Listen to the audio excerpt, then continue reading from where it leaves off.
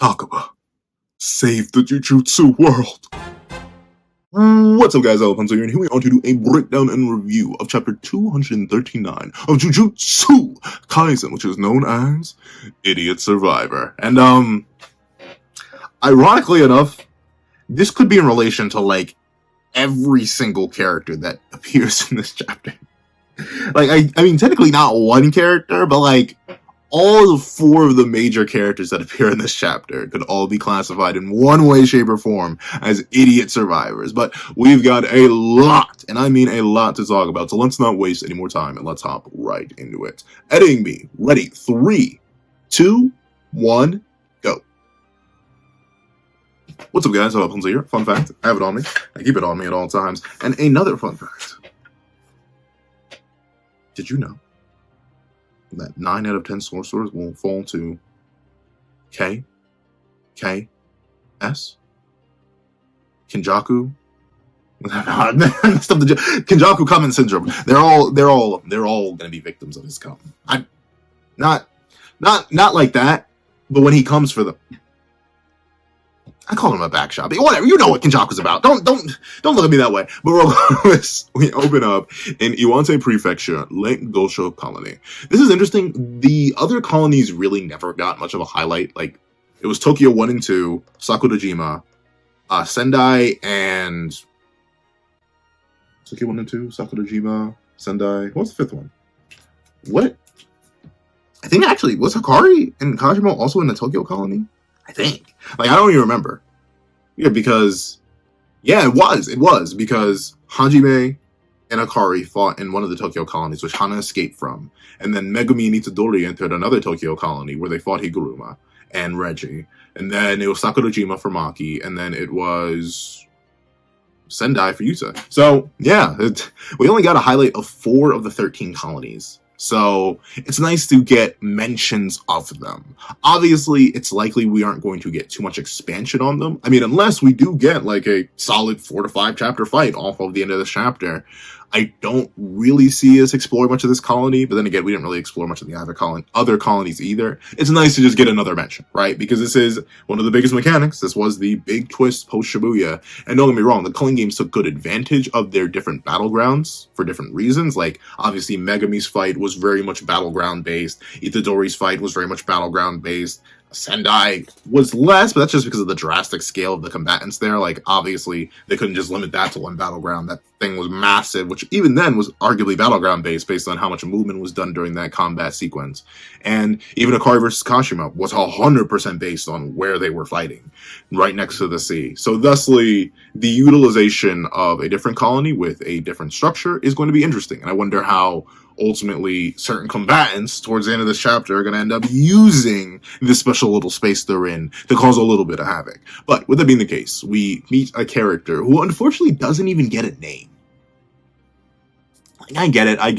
It would just be another name to add to the JJK wiki. It would just be another character that got absolutely no screen time and got victimized. But like, dog, like, I forget. I think he confirms. I think Gege confirms somewhere that, like, this character's been around for a while. Like, at least in his drafts, like, as a character he's been waiting to draw. He doesn't even get a name. What? And, like, considering this is what we cut to, right? Like, obviously, Gege is very particular about how he ends off certain chapters and ends off, especially on breaks. Like, Gege is very particular. You'll notice that off of pretty much every single break Gege's ever done, he comes back with something that's either completely shocking and drastic. Obviously, look at the jump between 235 to 236. And or something that's oddly, like, I don't want to say tone breaking, but kind of tone breaking. And that's something that this chapter's on. So, like, opening up with this character who I guess it kind of fits into the tone breaker aesthetic, because, like, the reason everyone was so shocked and disappointed with this chapter at first is because this is a nobody. Like, a nobody of nobodies. And I'm not even talking about Kingdom Hearts. I'm literally talking, like, no one knows who this character is. And we will never know, because she's literally not important. She's compared to salt and pepper. She's seasoning. But with that being the case, we see, while the Shinjuku showdown rages on, a princess with ringlet curls dances forth. That's all we get. We just get this design. I mean, it's a nice enough design. I mean, I guess, doesn't seem the most optimized for combat, especially considering her curse technique seemingly has nothing to do with her dress, but, like, look at her. Clearly, clothing. Look at Ryu. Clearly, Chloe doesn't matter too much. She may have just been incarnated in this form, which is hilarious. Like, did Uro just never find clothes? Did she just not want them? Or is it specifically because of her technique? Does she need to not have? I have no idea. But with that being the case, we see that this woman is running for her life. And she's wondering, what's going on? Has he become desperate because the culling game still hasn't finished? And that's interesting, though. Like, they had to know this would be an eventuality, right? Like, if you're a player in the culling, especially dealing with Kenjaku, right? Like, obviously, Kenjaku was a different person, literally and figuratively, in every era. Bro had different levels of power, different faces, different abilities, all that. But, like, signing up with Kenjaku, did you think he wasn't going to come back to collect? Like, of all characters, especially considering the kind of guy Kenjaku seems to be throughout all of history, like, at least in the two major periods we see him in the modern era and 400 years ago with Kashima, we don't get to see much of any, if any, of Heianera Kenjaku or anything beforehand. But Kenjaku's always been a schemer, a plotter, a manipulator. Like, dog, do you really think he wasn't going to come back to collect? That's crazy to me. But we see she brings up a good question. Maybe this is a point of desperation since the culling game hasn't ended. And we see she is moving relatively quickly. She's flipping in and out of existence, just moving and grooving. However, of course, it's all pointless in the end. She never even got a name. But with that being the case, she says, all the rules added so far were to circumvent us from being forced to slaughter each other, likely the efforts of a group of awakened sorcerers that are against the idea of slaughter. Which is true. She's actually right about that. Every single original rule was the opposite. It was specifically like, hey, you see this? Use it on people. Like, it even encouraged attacking civilians. Like, I forget if cursed spirits were counted as point gathering. I don't think so. I think people just farm cursed spirits then. I think it was very specifically people, but civilians were 1 point and sorcerers were 5 points. Humans, like, you were encouraged to go out there and get to on people. But with that being the case, every single rule henceforth has been correctly assumed against that. No, don't slaughter each other. Work together. And that's admittedly a thing that I understand for some characters not going to Shinjuku. Because a lot of people just wouldn't know. But if I'm certain players, there are two paths I'm going to take. And this is a path that Kenjaku mentions on later in the chapter. Especially with the rules that are set up by Yorozu. Because Yorozu is the only one who allowed the transfer of colonies. But even then, that was just to get a new battleground and to go back home, as Kenjaku mentions. But the thing is, if I'm a sorcerer, incarnated or not, the moment I'm allowed to leave, I'm gone. But I'll talk about that more in a bit. Though we do get to say that the woman brings up a good point that is probably encouraging Kenjaku's expediency now. Was the game progressing too slowly with these rules? Is that why you want to send those troops into the colonies? And even that wasn't enough to satisfy him? Is that why? What is it you're after, Kenjaku? You kept us alive as cursed objects all those years and brought us back to life, now only to take our lives yet again? Now, this is, once again, this character's irrelevant, but this little bit of seasoning does bring up some interesting points. Number one, it is very likely that the progression of the culling games did slow down a whole lot with the introduction of the rules, because people were leaving, hopping around, hiding better. That is a good point. The second major thing is the mention of the troops. I don't know. I'm not sure what the common community consensus is on the whole external forces plotline. It feels like that, if I love JJK. I do. I think it's very well written in a lot of its aspects. But I think that plotline was a waste. I think it was a waste. Even within the fast-paced nature of JJK. Even within the fast-paced nature of JJK, that feels like Gege didn't know what to do with it. Because that got like 3 chapters. And I think that's the weird thing. It got like 3 chapters of setup and 3 chapters of execution, and it hasn't been mentioned since. Like, this is the most recent mention of it in like months. And obviously because we've had Sukuna versus Gojo Satoru. But at the same time, that was so irrelevant. Like, and I get it. It's not, once again, it goes into what Kenjaku mentions later on in this chapter. It wasn't meant to be important, but I don't know. for all the build up that Kenjaku's big twist got, for that to be the big twist. I hope it wasn't. I hope it literally was like a distraction to the real big twist.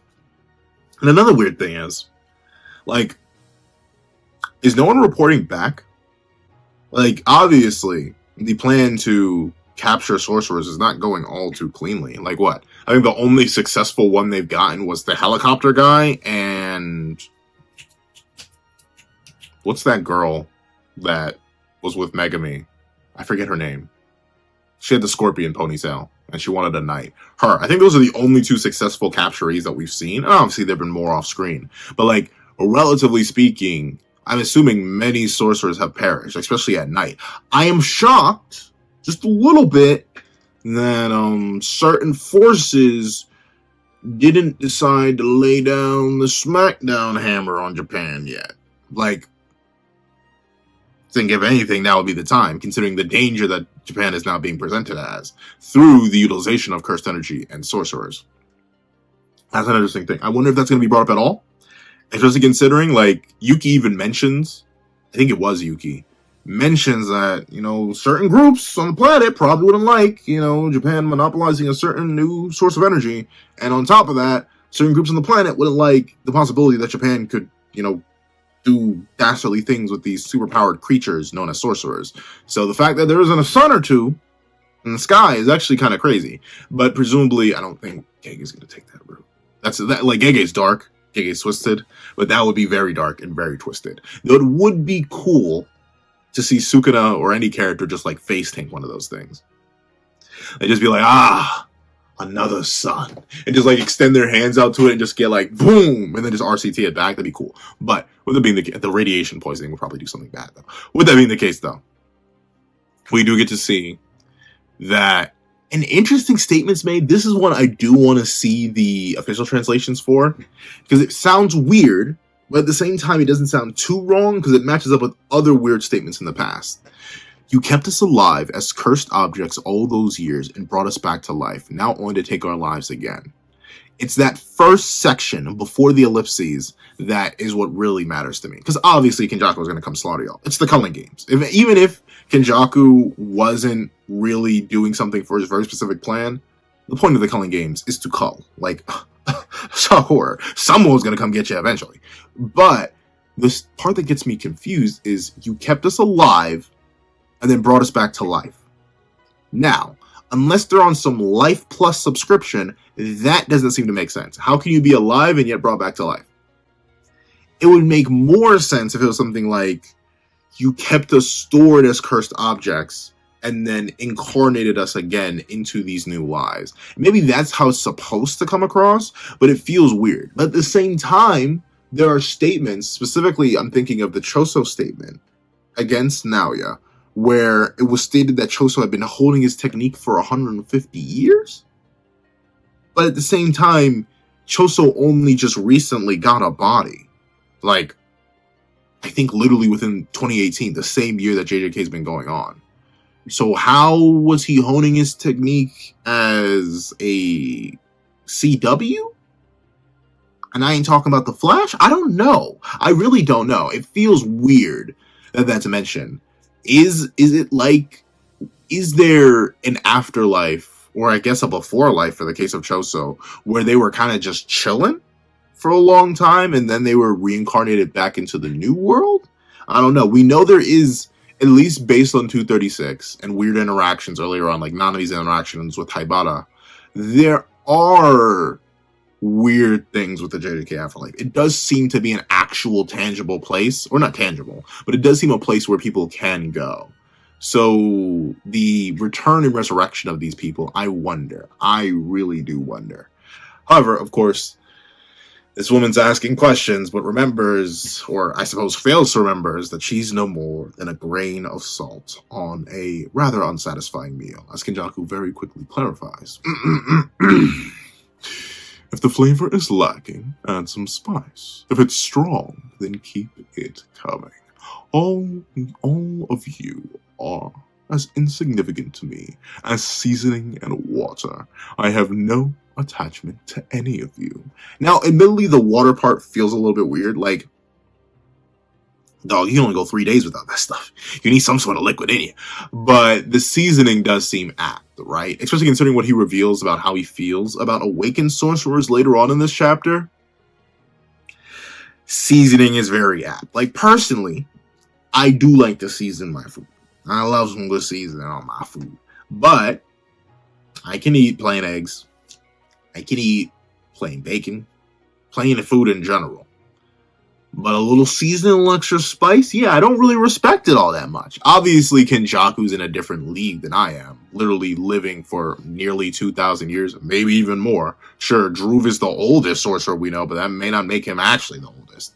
So, living for nearly, or maybe even over 2,000 years, going through countless different bodies and vessels, literally being able to manipulate life and death itself, like, I gotta imagine, to a point, those as insignificant as this woman who doesn't even get a name, and another man later on in this very chapter, yeah, after a while, they probably would become as insignificant as salt, as seasoning, as pepper. Because what are they? What are they other than flex, especially in a longer lifespan? That's the thing. One of the weirdest things, but one of the most interesting things about writing a story about immortals is that after a certain point, they probably would just start to look at humans who live, who's the longest lived human ever? Like 112 or something? Or like, I think they're like, I forget the longest lived. I think it's like 120 or something like that. If you've been around for millennia, just a millennia, I'm going to talk of 2, maybe 3, 4, 5, 6. How significant would that be? Like, imagine, relatively speaking, if you are immortal, and you've been immortal since, like, let's just say, I don't know, the start of recorded human history is kind of short, though. that's the thing. Say you've been immortal since the start of human history. Like, when the first human evolved, that's how long you've been immortal since. Yeah. The value of people would decrease. And especially, you could argue, well, Kenjaku's not that long-lived. He should still have some value in life. And it's revealed that he does later on. But another thing we got to take Kenjaku for is Kenjaku is a scientist. Experiments on what he does. Yes. And that means he probably sees people not just as seasoning, but as parts of an experiment. Remember, this is the same man who's attempted to sacrifice millions of lives in order to see if something has a funny face or not. He just wants to see it. He's the purest definition of, oh yeah, I'm just intrigued. Let me do something real quick. And thusly, seeing this perspective from him is interesting. And once again, it goes to show how Sukuna and Kenjaku, while similar in paths, metrics, and standing within the universe, are somewhat opposed and different. Sukuna still, in a way, in a very twisted way, mind you, but in a way, still sees the value in all humans. Each human has their own unique taste, their own unique background, their own unique flavor. They're more than seasoning their literal meals for Sukuna. Meanwhile, Kenjaku, all these different sorcerers, all these different people, awakened, ancient, whatever, they're nothing more than seasoning. Now, don't get me wrong. Maybe your favorite part of your meal is the seasoning. But me personally, when I'm getting me a nice, juicy filet mignon, I need the meal itself to be good. You can put as much salt and pepper or whatever, paprika, whatever seasoning you put on it. You can put all that for nothing if the base meal isn't good. And when we see Sukuna is a man who cares about the base meal, the eloquent flavors that you can rip out of the meat when it melts right on your tongue. Either one, the top one or the bottom one. Meanwhile, Kenjaku, he's like, I don't even care about the meal no more. Because even the seasoning ain't that good. That's interesting. But we do know Kenjaku, in a way, similar to Sukuna, still sees the value in some meals. In some plates. But it's very specific for Kenjaku to consider you a plate worth eating. However, of course, we see this lady does unfortunately get trapped within a cursed spirit. This cursed spirit appears to be water-based, especially considering what happens to it later on in this chapter, so that's interesting. Once again, Kenjaku is stated to have 10 million. 10 milli. Put it into your mind. Put it into your mind. Listen close, come here. Kenjaku had to swallow 10 million balls. 10 million of them. 10 million whole balls. Big old sweaty curse balls. Remember that. They may be bigger depending on the size of the curse. So he had to swallow some massive cursed balls. I am pausing nothing of that. Keep the tape playing. But we're going. I'm not wrong, though. I'm not wrong. You have to eat them. But with that being the case, him just using a random water curse spirit just goes to show how little he cares. This isn't a special way. This isn't anything fancy. Like, yeah, you're fodder. Just hold this real quick. And I love how he just posted up on a tree, which implies that, like, she thought she was running from him, but he was just like, no, you're running towards me. And she immediately gets captured. Though Kenjaku could have literally just sat down after chasing her. And we see that the ringlet-haired girl, that's her whole thing, can't wait to see her article on the wiki, the ringlet-haired girl seemingly activates her curse technique, which does definitely remind me still of Miller Rage from Guilty Gear in terms of the hair control, but the projectile itself does actually remind me of Ino's projectile when he's using his Auspicious Beast summoning technique.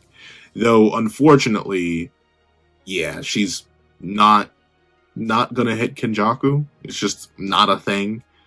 Kenjaku, whether or not you believe he has better stats than Suguru Geto or no, Suguru Geto was still a special grade. Obviously because of his ability to control cursed armies, but at the same time, Suguru Geto was no slouch. He was struggling, admittedly, but using Playful Cloud, he was able to go relative to the Queen of Curses, Rika Odimoto.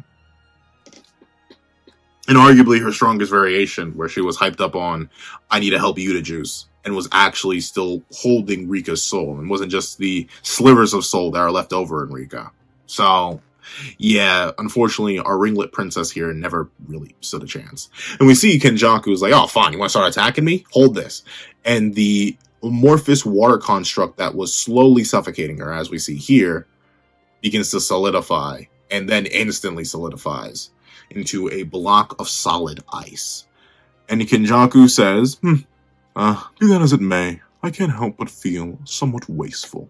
And once again, going back to the spice analogy, you ever put, like, too much salt, too much pepper, and then you feel bad because you gotta, like, wipe it off? That's what Kenjaku mostly means by, he says he's feeling like he's being wasteful. And this sort of plays into an idea that I've had, especially considering how he executes her. Someone brought this up in the spoiler discussion. But the way that he doesn't actually, like, pierce her with his hand or do anything like that, he simply flicks and then lets her head somewhat shatter through what either seems to be vibrations or something of the sort. It looks like maybe when he says, I can't help but feel I'm being somewhat wasteful. Remember, sorcerers, if they are not slain by Jujutsu, specifically, they will, or have the chance, and not will is too strong a word, but they have the chance to come back as vengeful cursed spirits. And now don't get me wrong, ringlet-haired princess was probably like a grade 4. We have no idea who this woman was. But Naoya, a high grade 1, probably next to his father, the strongest specific grade 1. Because, I don't know, projection sorcerer is really, really broken. I'm trying to think of a stronger grade 1. Like, I don't think, even with Bird Strike, I don't think Mei Mei's hitting Nabito or Naoya. Because, you know, second fastest sorcerer and all. But with that being the case, Naoya went from high grade 1 to a very high level special grade curse with the domain expansion and everything. There's some growth that can come from creating vengeful cursed spirits. And remember, it don't matter. You can be vengeful. You can be not vengeful. As long as you are close enough to a cursed spirit. Kenjaku can just slurp you right on up. He may have to beat you down a little bit, but he can slurp you right on up. So maybe Kenjaku very specifically executes her like this, not just out of the disrespect of flicking someone into a KO or an end, but also, so maybe she can incarnate as a vengeful cursed spirit and just become part of his arsenal. Because every vengeful cursed spirit will eventually become a Kenjaku victim. However, we do get to see, as this woman does shatter without any sort of recourse, the birds fly, and someone asks a question. Why do you know the location of all the players? Or I suppose it would go more, why do you know the location of all the players? And we see, it's interesting though, I'm not sure if Hazanoki asked this, because there's no like speech bubble leading anywhere. But like, did she ask this earlier in the chat? Let me double check. Let me see.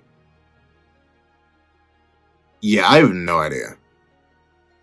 I have no idea who asked him this. Maybe he's just, once again, he is confirmed to be a certified and licensed yapper, just like yours truly. But we see, why do you know the location of all the players? And Kenjaku goes on to explain. I applied cursed objects and seals to the incarnated and awakened players respectively. Tracing them is but a simple matter. But even if I hadn't, surprisingly, everyone chose to stay within the colonies. Idiot!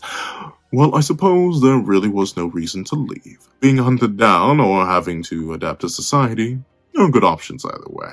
Now, here's my thingamajig on that statement. First things first, I applied cursed objects and seals to incarnated and awakened sorcerers respectively. But I thought the players were cursed objects. Once again, this is a weird translation thing. What? How? Like, did he apply a cursed object to their cursed object, and then when they were forcefully incarnated through somebody else, then they had the cursed object still inside them? Like it was a separate cursed object thing? I don't know. It's not important. Like, it's just an excuse for why Kenjaku can track everybody down. But it feels weird. The seals make sense, though. Like, seals being used for tracking is a thing that's kind of been established within the series. And also in Kingdom Hearts, shockingly enough. But with that being the case, the real thing that had me, like, double taking, like, you're stupid in the review, or in the live reaction, we can check it out on Patreon for as low as $1 a month, or check out by becoming a member for as low as $3 a month. It was 25 minutes, so it was rather beefy. But with that being the case, the thing that catches me off guard is that no one left the colonies. What? Why not? Like, don't get me wrong, he gives excuses, but why not? Like, especially if you are a modern sorcerer, right? Like, maybe the excuse of, oh, okay, well, if you're an ancient sorcerer, you may feel too lazy to adapt. But like, dog, the Culling Games aren't a safe space.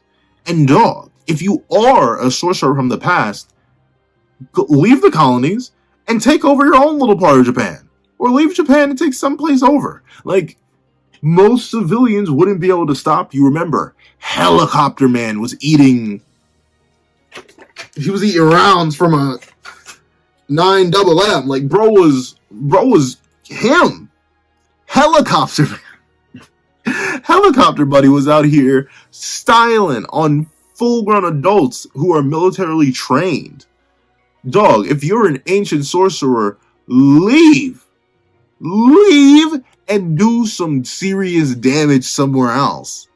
And if you're a modern sorcerer, there ain't adapting to nothing. Go back and do your job or something. Leave. Because the Culling Games just aren't a safe space. I wouldn't even feel comfortable going to sleep in the Culling Games. Because next thing I know, your boy's like, oh, it's been a long day. I only got one sorcerer up. Man, I'm tired.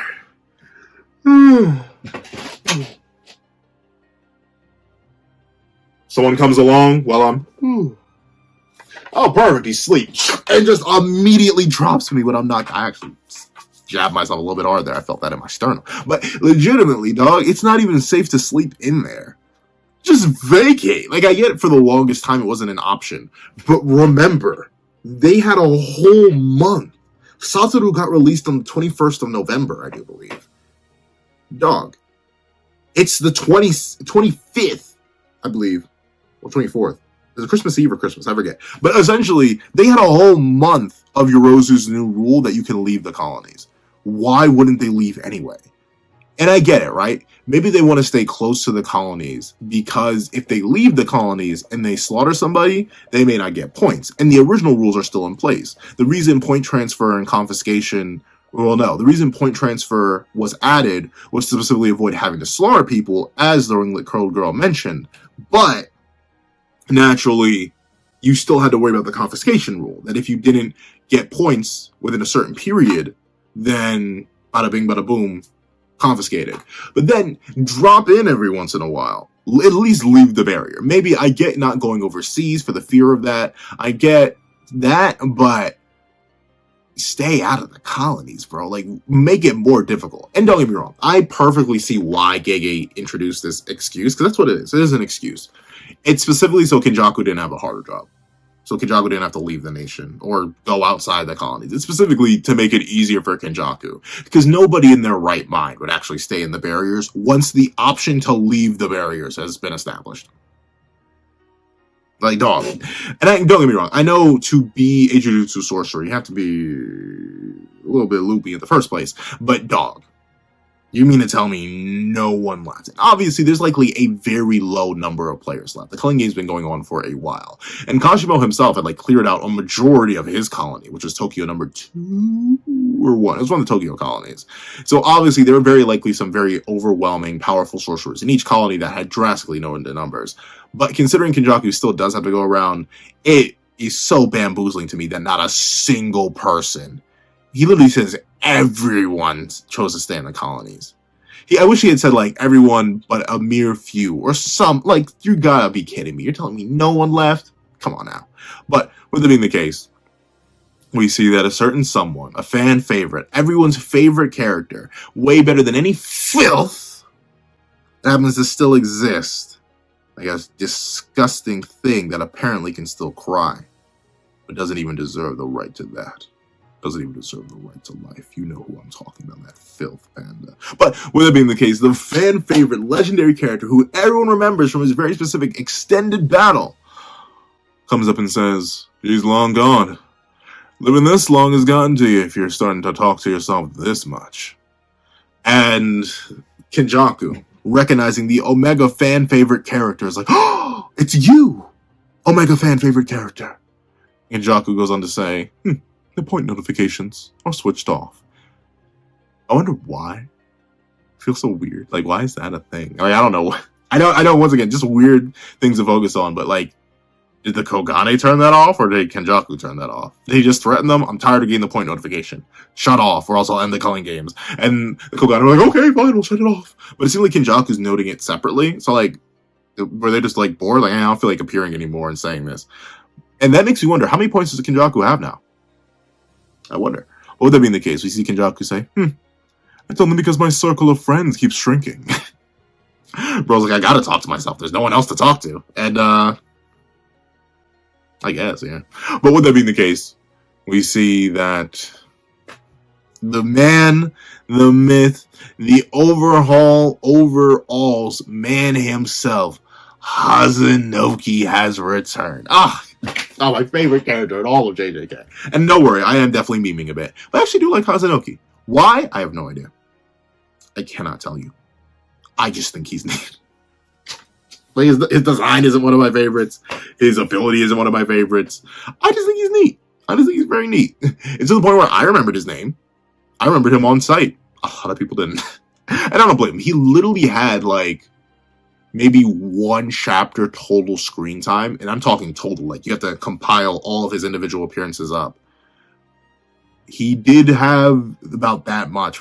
And within a 239 chapter series, only about a chapter's worth of appearances is not enough to make you last very long in anyone's eyes. Especially considering he was not a major Culling Games antagonist. However, with that being the case, Kenjaku's like, well, you know, since my friend group keeps getting smaller and smaller, how would you like to become my friend, Hazanoki? And, I know Kenjaku's bluffing here. But Hazanoki, bro, why did you show up, dog? You literally showed up to get Ryu, bro. Why did you show up to get Ryu, dog? And Gege, stop jobbing characters that I like. I'm sick and tired of this. I'm sick and tired of you jobbing these characters that I actively enjoy. I get I shouldn't actively enjoy them. They are the purest and cleanest definition. Simple and cleanest definitions of randoms. Like, dog. For me, stop self-slaughtering them. But obviously, you know what Hazanoki's here for. Oh, you know. But we see that, honestly, Hazanoki seems to be genuinely considering it for a second. He's like, honestly, I'll be real with you. I've read worse suggestions. That's what you're going to call me, huh? Interesting. I wonder what that little phrase means. So that's what you're going to call me, huh? Friend? Or is it his name of Hazanoki? Is that not his actual name? I don't know. Well, it won't matter. In a similar vein to how the real name of the little princess girl doesn't matter, Hazanoki's name won't matter for much longer. But we see that Kenjaku's like, oh, you're willing? Wonderful. Allow me to tell you something. I'm so very glad. I'll tell you up front. Anyone who wants to be my friend has to meet a few requirements. Don't worry, it's only 2. Number 1, you can't be boring. And number 2, we must be equal. So Kenjaku must have no friends. None. 0. Zilch. Because those two, well, seemingly enough, both of those requirements are impossible to meet. Requirement number 1, you have to be interesting. Kenjaku, the most interesting thing to you is something that has never happened before. You didn't think Sukuna was a good enough transcendence of cursed energy to the point where you're doing the merger after failing at it twice in the past. So anyone can't be your friend on that level. And 2, we must be equals. Now, don't get me wrong. Equals can mean a bunch of different things. Like, I have friends who I consider my equals, even though they're much stronger than me. They're much stronger than me, or I'm much stronger than them, or they're much bigger than me. I can't say I'm much bigger than them. I'm only 4'2". Like, your boy's not that big of a fella. But with that being the case, equals can mean a lot, but presumably this is a power thing. And like, dog, Kenjaku, you have like 3 curse techniques and a dream. 3 curse techniques, 10 million curse spirits, and you're in the body of a special great sorcerer. Not many people can claim to be your equal, dog.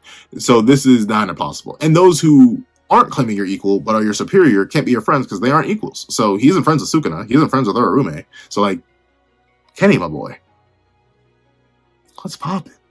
Brand new whip just hopped in. But with that being the case, we see that Hazanoku like, dude, I was just kidding. Jeez, don't take everything so seriously. I think I'm done with long-haired friends for good. And that's a nice, soft callback to Reggie. Obviously, I think... Is Reggie anyone's favorite character from the Culling games? Like, it's the same case to Hazanoki. A lot of people like Megami's Colony or Megami's fight within Tokyo Colony as an expression, as a development for his character.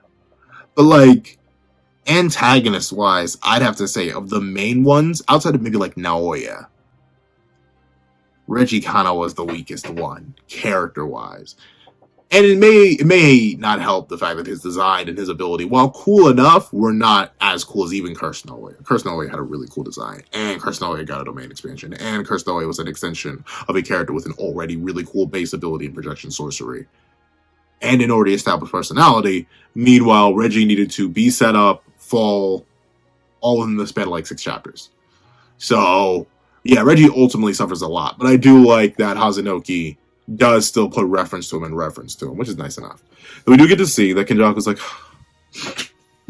you get it, man. I've been lonely for so long, dog. I just want friends so badly. You're just gonna mock me. You're gonna say I take things too seriously. You sound just like my dad. I'm kidding. As well. You were never my equal, and we could never be friends. Because ultimately, we see what Kenjaku was about to do. However, bro says, wait a minute. This might take a minute. I'm going to pull out my cellular device. I purchased straight. Oh, wow. Golly gee willikers. I wonder what got him this notification. Like, was he just chilling? And he was like, oh, wait a minute. I felt a certain buzz in my phone. This was the phone on vibrate mode, and the moment it vibrated, Kenjaku got the info. But yep, we see that we are currently back in the past.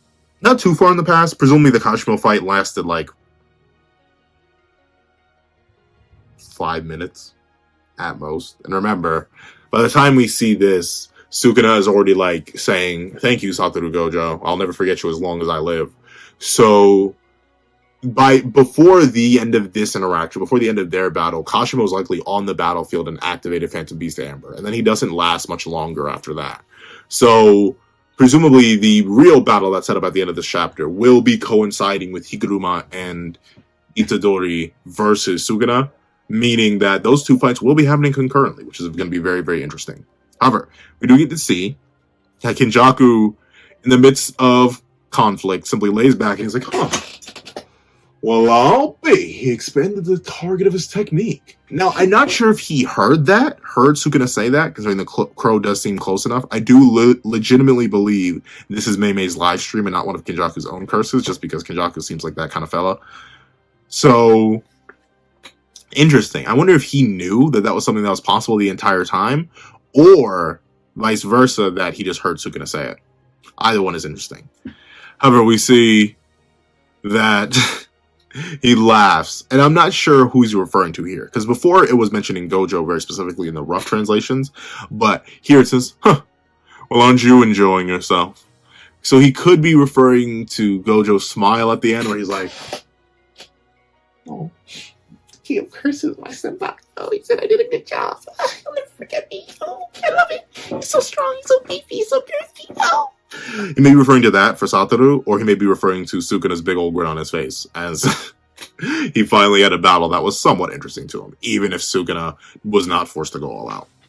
And Hazanoki has a phone.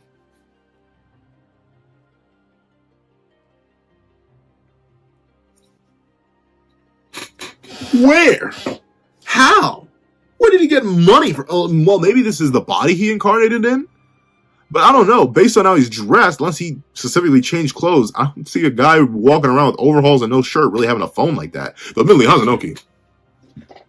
Bro is the definition of body goals. Like, do you see his shoulders? His shoulders are massive. But with it being the case, he says, he lost. If Gojo or whoever else managed to win, their next target would be you, right? I was hoping for a little backup on this. Hazanoki, you bona fide and licensed idiot. Why would you go towards him?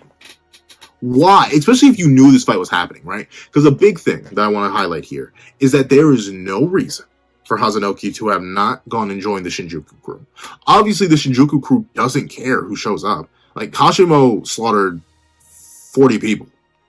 Higuruma slaughtered 21 people, I think? Like, he still had points left over after he made the new rule with the Kogane. So, like, dog, they're willing to accept some stone cold slaughterers. Why didn't you go? Like, I get maybe he didn't want to deal with TAKABA or something like that, but I wouldn't have been the vanguard against Kenjaku. Like, dog. Especially if you know he's going to start hunting you, right? Because once that rule was added, that everyone except for Suguru Geto, and then again, I guess maybe they didn't know that was Kenjaku, but Hazanoki here essentially implies that, oh yeah, I'm coming to fight you directly. Dog, why not just wait with the rest of the crew? This is the same thing Ryu did. His stupid behind side. It's the same thing Earl's doing, or maybe Earl's gotten off screen. It's like, dog, why would you not go and join them? Hazanoki, I may be able to get. Maybe he wouldn't be able to find them, but he's watching the battle. He should have known to head to Shinjuku or something. Because he clearly knows that Sukuna was just step 1 and Kenjaku would be step 2 and coming to get stopped. So he knew there was a group, but I can give him somewhat of a pass, right? Because the only person he directly interacted at all with was TAKABA, and TAKABA wasn't even a properly established part of the plan. He was kind of just a random thing that appeared. So maybe I can give Hazanoki a pass. But Earl, why aren't you there? I get why Earl isn't there either, though. Like, she's afraid of Sukuna, so she probably wants to stay out of any colony that Sukuna's in. But dog. But with that being the case, we see that Kenjaku's like, and I love how he just laid out on the ground. Like, obviously that's not comfortable. But bro went in the ridges of the dirt and was like, I'd give up on that if I were you. Honestly, there's no hope of any backup at all. As he says, I deployed my barrier around both that's interesting. I deployed my barrier around both myself and around Shinjuku, and have hidden countless surveillance spirits. They've been useful for monitoring all sorts of things. So interesting. What does he mean by I deployed my barrier around both myself and Shinjuku? Where's the barrier around him? I don't know. I don't see it. Maybe it's different from a veil, though. Maybe you just can't see it and he's just consistently covered by like a passive barrier. I don't know. Shinjuku makes sense, though. And the utilization of cursed spirits in this way is very, very smart. However, we do get to see that I do love this little Kenjaku chibi image. It's so nice. But we see that Kenjaku explains, first is simply the cursed energy aggregate. I'm constantly aware of the sum total of cursed energy from all sorcerers in Shinjuku. Even if one person left the area, I would immediately know. And this makes their number 2, Okotsu, incredibly easy to track. Now, I'll admit, I've low-key been put on the Yuta stocks now. It may be time to invest in Yuta stocks, based on what is said here. Because he does specifically highlight Yuta Okotsu as their number 2. And if anyone knows how strong Yuta Okkotsu would be, it would be Big Daddy Jack. Big Daddy Jack would definitely know. Hold on 1 minute. I need to adjust my peripherals. If we're going dark in a moment, it is my fault. Peripherals. Don't go dark. Are we good? Are we Gucci and or geeking? We are Gucci and or geeking. Let's hope I can do this before my computer daughter dies. But with that being the case, ladies and gentlemen, I do now believe that Yuta Okkotsu is... This is a situation where the Maki and Toji agenda in me is going to keep fighting back, especially since Maki gets a separate individual mention here that I'll hop to in a second. But the main thing here is that Yuta Okkotsu is incredibly easy to track, but he is explicitly described as their number 2. Their number 2 guy after Satoru, which does imply that he would be the strongest person next to worry about, and Kenjaku consistently highlights him a lot. So Yuta, narratively speaking, yeah, I think it is pretty much impossible to argue now that Yuta Okkotsu isn't number 2. And I know all the Yuta fans are like, we've been saying that for forever, and I know. I just think Maki's a bad matchup for him. But Kenny specifically notes him as the number 2. But that's the weird thing, right? He's noting Yuta as number 2 by cursed energy.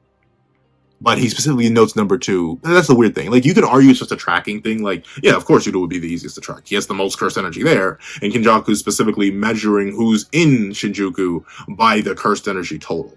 So, thusly, the guy with the highest amount of cursed energy would be the easiest sense. He literally is the number 2, as in he has the second most amount of cursed energy. But he should have the first. He has even more than Satoru. But, semantics. We'll just say Yuta Okkotsu's number 2. And by proxy, he's now number 1, since Gojo Satoru is... I guess technically Satoru's number 2, too. He's like in half. But with that being the case, this brings up the second interesting point. This is something I've wondered about Kenjaku's curse spirits, and by proxy Geto's curse spirits. But yes, apparently all the curses do share visual information as well. As he says, naturally, whatever those spirits see is shared with me as well. That's really, really good. That gives Kenjaku the 6 Paths of Pain effect, where he essentially doesn't have blind spots if he plays his cards well enough. If Kenjaku were to just summon like 10 flyheads and just have them scan a battlefield, there's no way you can catch him off guard, because all that information is being fed to him visually. Though admittedly, I've got to imagine it's only like Kenjaku who could take proper usage of that. Because can you imagine if you were to view like 10 different perspectives all at the same time, and you're in all those different perspectives?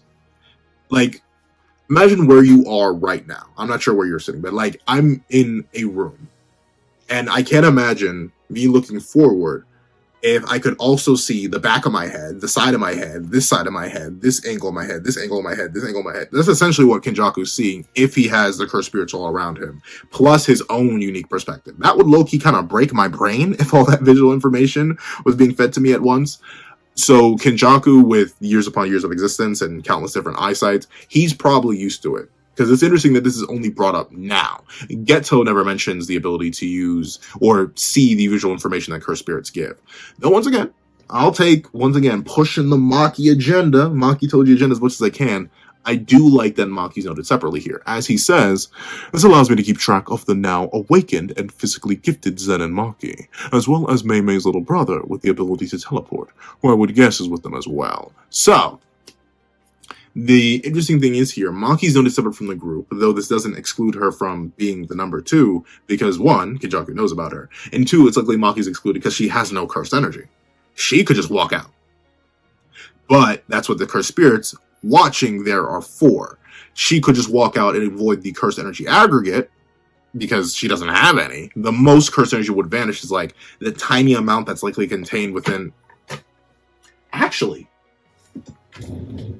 I need to do this. 1 moment. Oh! No. Please don't break. 1 sec.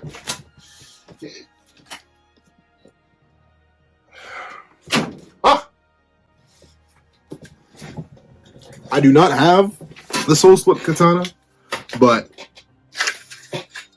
this is much closer to it. Like, the hilt is the only different thing. But I think this is relatively close to the Soul Split Katana. Like, this is the only thing that Kenjaku would be able to sense leaving. Anything else would kind of be impossible to sense with Maki. So that separation statement, it doesn't necessarily exclude her. I was trying to argue that it technically excludes her at first in the Raws, but with this very specific translation of Yuta Okkotsu being their number 2, not in terms of cursed energy, but just their general number 2, as in their second strongest fighter.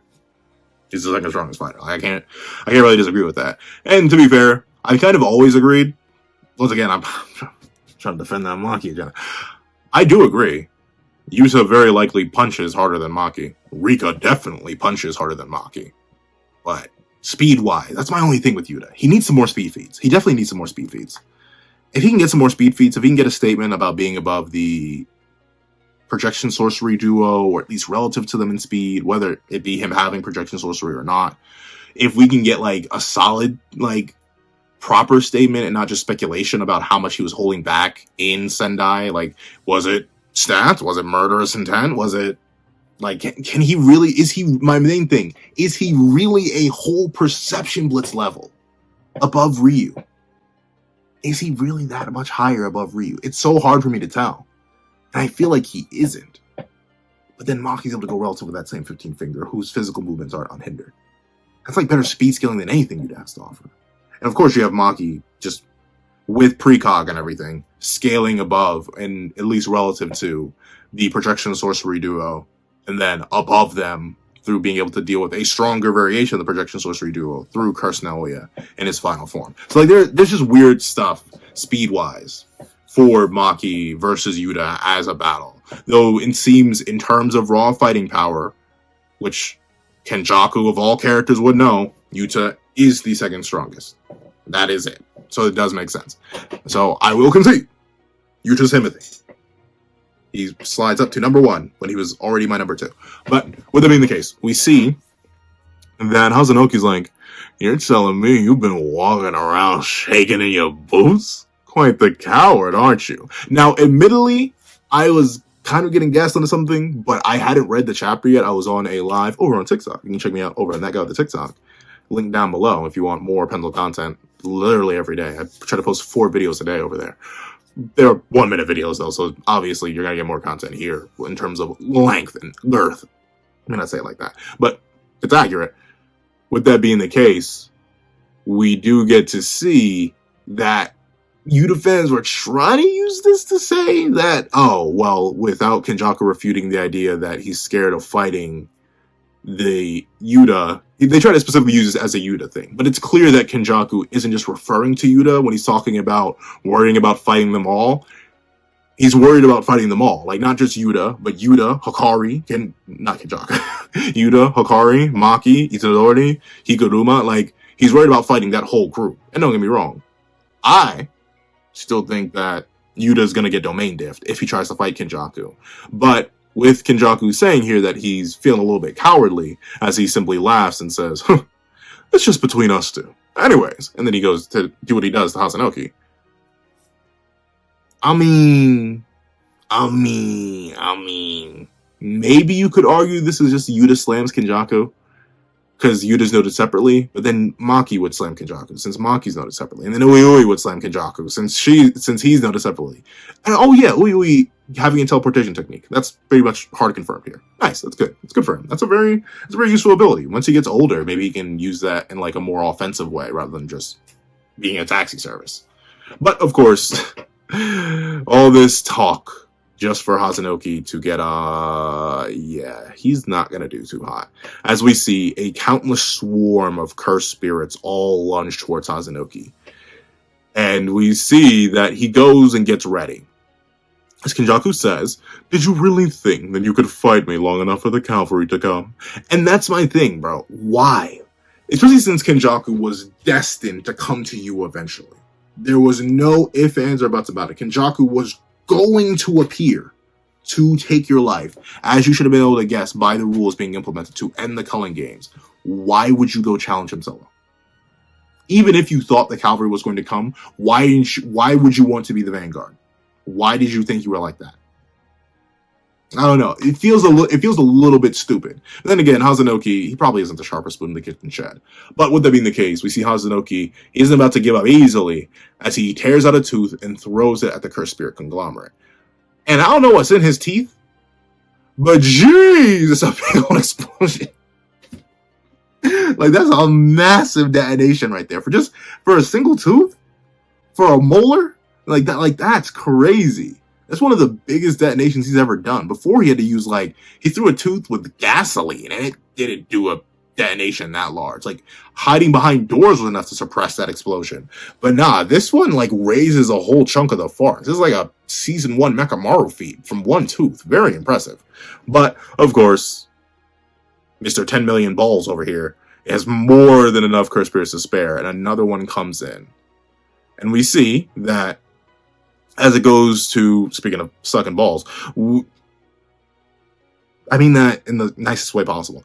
And speaking of sucking on things that are orb-shaped, it goes in to give Hazanoki the suck, but Hazanoki says, here, you can have my eyeball instead. And it gets the suck, but then detonates. Though unfortunately, Hazanoki fell for the ploy, as he's now surrounded by numerous other miniature curse spirits. Not sure what these things are, but they have Pokebooks. And we see that Kenjaku says, I know full well that you use reverse curse technique. Very, very nice. Good confirmation of that, though it is implied. That's been implied ever since Hazanoki's introduction. That's why I targeted the head, but it looks like even a shoddy incarnated sorcerer like you still has some tricks. However, with this, reverse curse technique will be cut off below the neck. So, essentially, this kind of attack was very specifically meant to target his head. And you can kind of tell this. The shark was probably going to go for his head. The mouth was probably going to bite at his head. The arms were probably going to rip for the head. This thing literally has pincers on it. This thing has the sucky suck. Like, they're all going for the brain. But, unfortunately, didn't really matter because Hazanoki had a way to counter that. And even using the eyeball, that detonation was able to counter it somewhat. But, unfortunately, as Kenjaku says, even a shoddy incarnated sorcerer, that's crazy. He's calling Hazanoki fodder. And, unfortunately, it kind of is. Just, like, seemingly impaling Hazanoki in the neck a couple times was enough to stop RCT from flowing. RCT keeps getting worse and worse the more we see of it. I hate to put it that way, but it really does just keep getting worse and worse. Like, before, you could have assumed that RCT may have been able to regenerate the head, but then in the Hikari fight, we learned it comes from the head. That ain't good. We know RCT comes from the gut now, so if you were to vaporize the sorcerer's gut, it's very likely that they wouldn't have any RCT to produce to re-heal that gut, because a lot of that energy is gone. And now all you got to do, admittedly, it's a difficult thing, but like, instead of actually blowing off the head, say you possess a weapon that's strong enough or sharp enough just to pierce straight into somebody. If you pierce at their neck, well, I guess they're done in JJK. They won't be able to heal from below the neck. That's not very cash money. Once again, a massive nerf for RCT. But with that being the case, Hazanoki's like, well, looks like I shouldn't have been the cavalry. Shouldn't have been the vanguard. Whatever. Other person asks too, but what is your endgame here? Avengers? And we see that Kenjaku laughs and says, how do you know about Avengers? Huh? Did I not already say? You know, how much of a chatter I am, how much of a yapper. I can't keep track of who I've told what. Especially if I couldn't care less about the person I'm talking to. So, that's crazy. Once again, Kenjaku's like, I like to chat. I just be chatting. I told thousands of people it. I probably slaughtered them. So yeah, it don't really matter. But I'll let you know. Might as well. I'm ending this culling game. Once all the players have been eliminated, that will trigger the binding vow, allowing the assimilation of the Japanese people into the higher life form that is Tengen. Once again, I mean, a lot of people are buying into the idea that Sukuna is immune, but I made a whole video talking about it. Tengen's not a curse. Tengen is a higher life form that's similar to a curse. Tengen looks like Sukuna. Sukuna is not a curse, but he's no longer purely a sorcerer. He is an evolved creature, perfectly optimized for cursed energy. AKA, curse spirit manipulation does not necessarily need you to be a curse or cursed spirit to properly be absorbed. I'm just saying it's entirely possible. Sukuna could end up being a Kenny victim if some way, some shape, some form, he is weakened enough that Kenny just can walk up and slurp him up. I'm just saying. It's a possibility. It's just a possibility, y'all. I'm not saying it's guaranteed, but if it ends up happening, I just want y'all to know I called it. Just like I called this. I called a certain someone showing up to fight Kenjaku a while back. But with that being the case, we see that Hazunoki's like, what is it all for, man? What are you even doing it? And Kenjaku brings up a very interesting metric. And it's why I like Kenjaku so much, and why I like his archetype, like Xehanort's archetype, so much. Don't you want to see something that has never been seen before? If something is interesting in your imagination, wouldn't you want to make sure it's just as interesting in real life? Isn't that what it means to be alive? And it's true. In a weird sense, humans are the most inquisitive species. Obviously, we don't fully understand the brain patterns of other animals and stuff like that. We don't even fully understand our own brain because of how complex the structure is. We can land on the moon, but we can't fully break down our own brain or replicate it.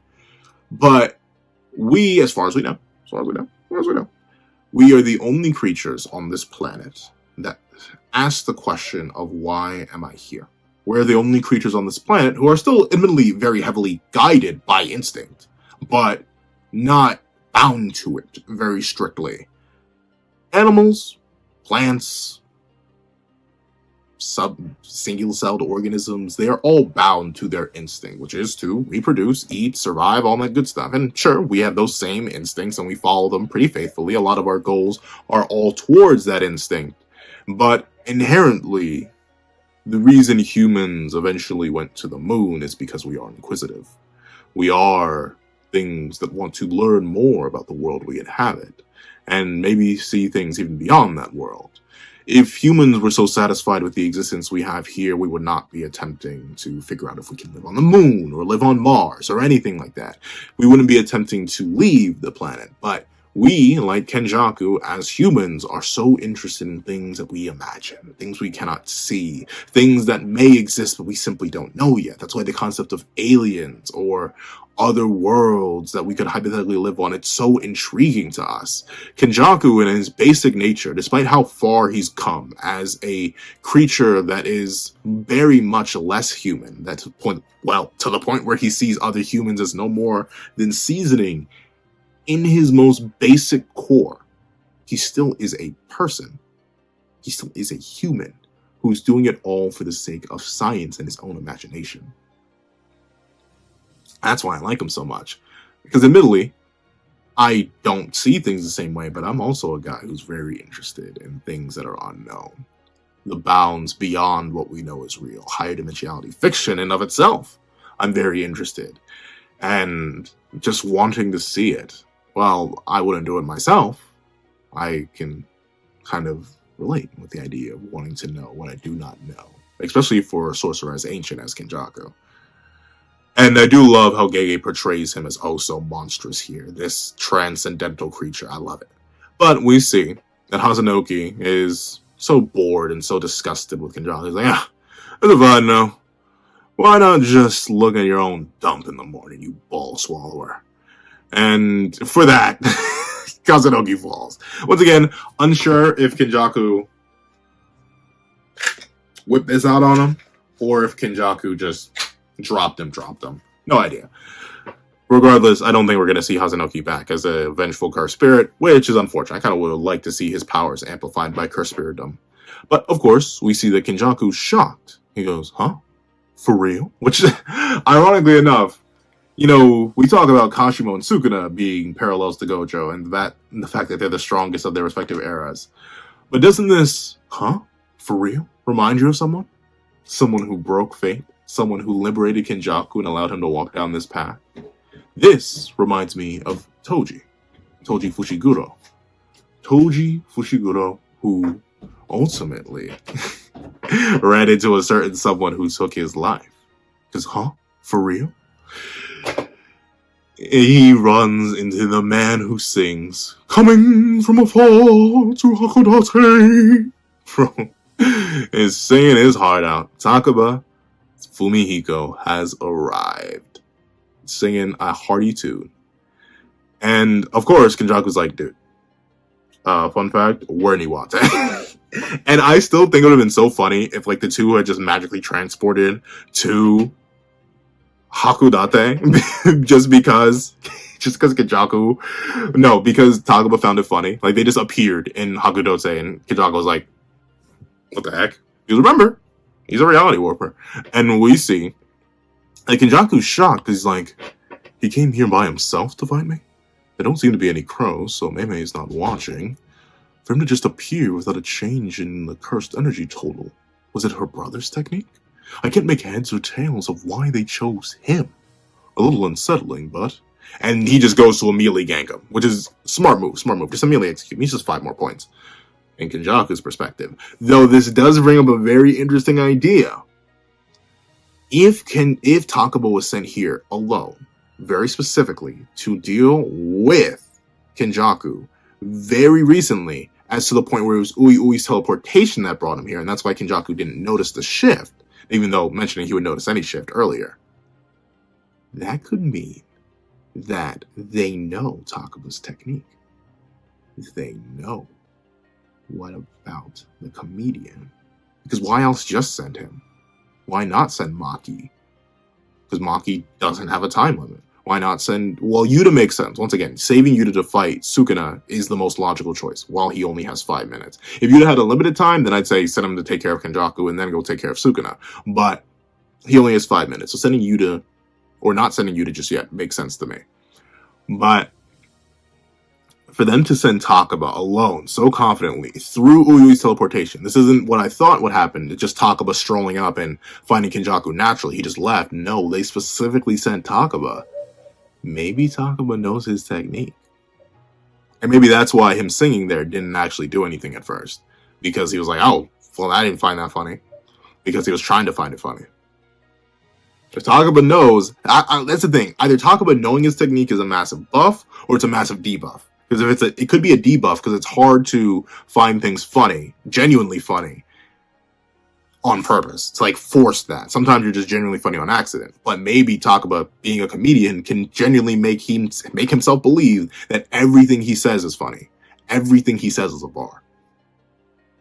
It could just be that. This could go either way, and that kind of chaos is nice. And we see that Kenjaku says something interesting.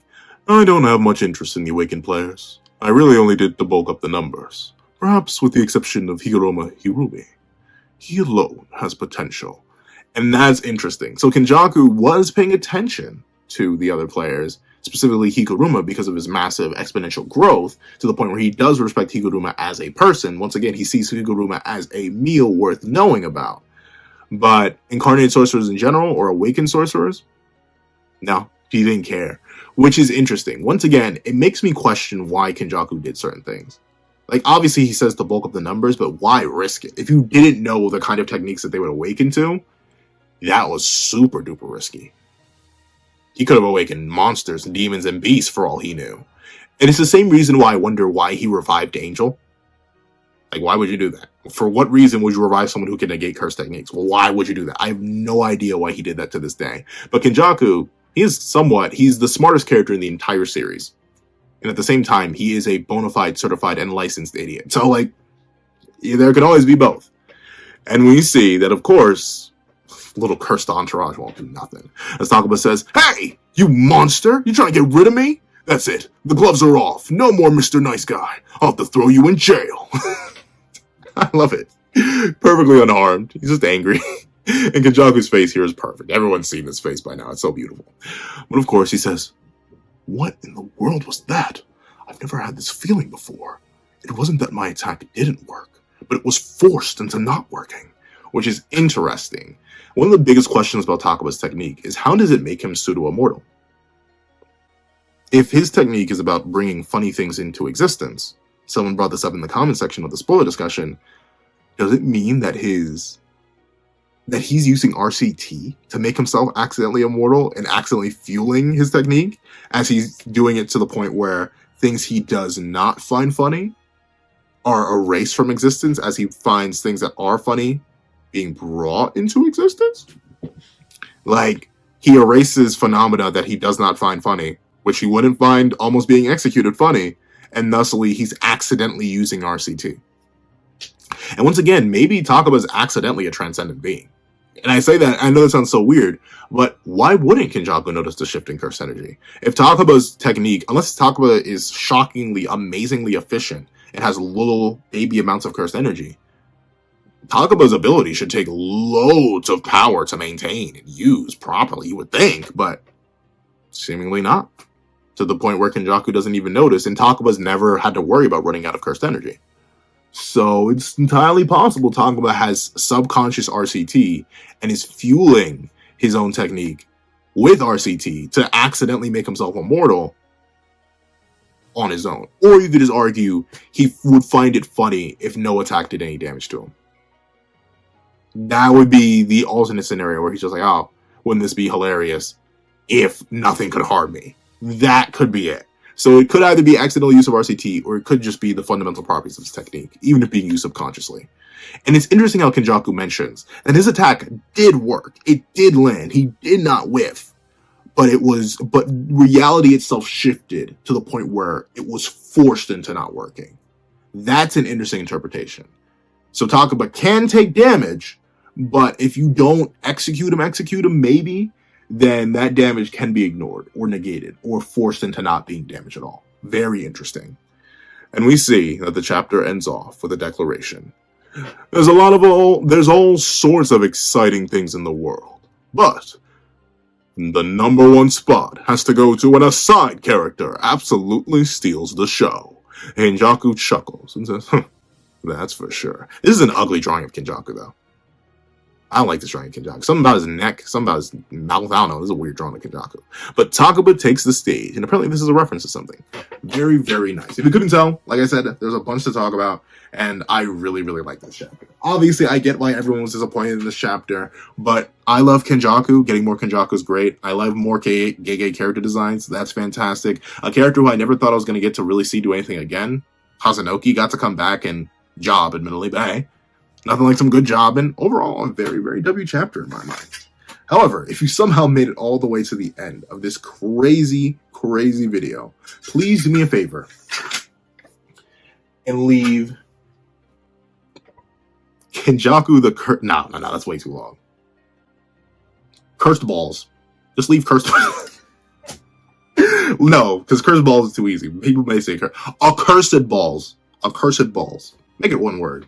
Or make it two words. I do love how you guys always mix up the passwords in there. So I'm going to give you a hard password to mix up and do fancy things with. Accursed balls. Leave that down below in the comment section if you made it all the way to the end of this video. I want to thank you guys so much for watching. Please remember to leave a like, share, comment, and subscribe. And make sure you hit that little notification bell so you do not miss out on any videos that come to the channel. Also, I do have a Patreon down below where you can support for as low as $1 a month. Get things like exclusive videos, early content, and more. You also now become a member of the channel for as low as $3 a month to get the same perks and more. Some of those perks include the 30-minute live reaction to this very chapter. Now, I want to thank you guys so much for watching once again, and I hope you guys have a wonderful day. This is that guy with 2 pencils writing off. I'd like to give a thank you to our $3 members for Connor Plays, Red Wolf 4765, and Burp Skills. I'd like to give another very big thank you to our $5 patrons, Sean, Midnight Gemlord, Kevin, and Demex LND. And I'd like to give a fat, hefty thank you to our $10 patrons, Robbie Uchiha, Joaquin, and Idemokami. And I'd like to give another hefty thank you to our $25 member, Alex Ice Rose. And another big fat scrumdiddlyumptious thank you to our $25 patrons, Igneal and Calvin Elder.